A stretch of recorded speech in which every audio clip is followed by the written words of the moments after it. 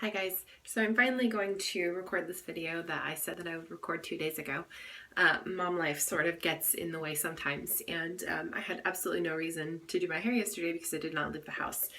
So today I'm getting ready to go to church with my mom, and I figured that I would show you guys how I get the waves in my hair per your request. So I use my straightener. I have an exceptional straightener, Bio-Ionic. One Pass is what it's called, and I did get it at the beauty supply store, and it was on a pretty big sale, but full price. It's definitely not cheap, but it's worth it, and I've had it for probably 3 years now, almost 3 years, maybe more than 3 years actually, and I absolutely love it. So it straightens my hair really, really well, but most of the time I curl my hair, and I never ever use a curling iron. I always use my straightener. It's really, really easy. I separate my hair in two pieces, and I'll show you a couple different ways to curl it so that you can get different effects. It's really about how you hold it. And just so you guys know, it took me a while to learn this. It's not something that came naturally. I had to practice a lot, and then one day it just happened. And so I can do it pretty quickly now. And so what I do is I just grab a piece of my hair, and again, this is really going to depend on the outcome that you want. If you want it like crazy big and curly, then you could do really small pieces, and that way it will add up quickly and give you more volume. So if you have really thin hair, you probably want to do smaller pieces. And I do have really, really thick hair that holds a curl really well. But those of you who think that you can't, what's the verbiage I'm looking for? You can't hold a curl, or your hair doesn't curl. The girl that I learned this from, her name is Jordan. She has super, super fine hair that when she gets out of the shower and lets it dry, not a flyaway in sight. It's just perfectly straight, and she did this, and this actually holds, in my experience, a curl better than a curling iron. And don't get me wrong, I'm not a hair professional whatsoever.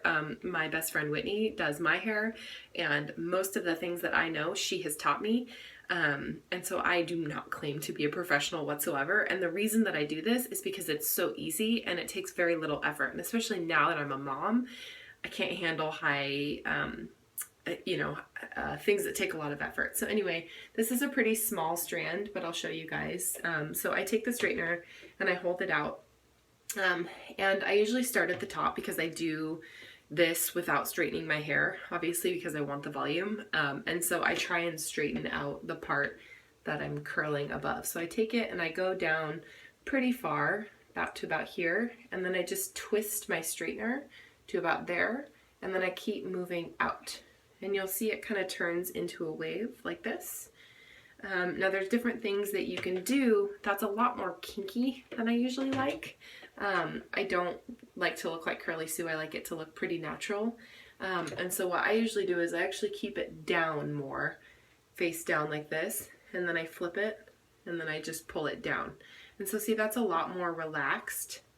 And the biggest difference between those two is that in the first one, I had it out like this, and it was vertical, and I twisted it like that. Whereas the one that's really relaxed, I had it facing down.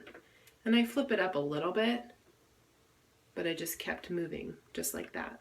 And so at the end, I sort of break it apart, and then I have the curled hair.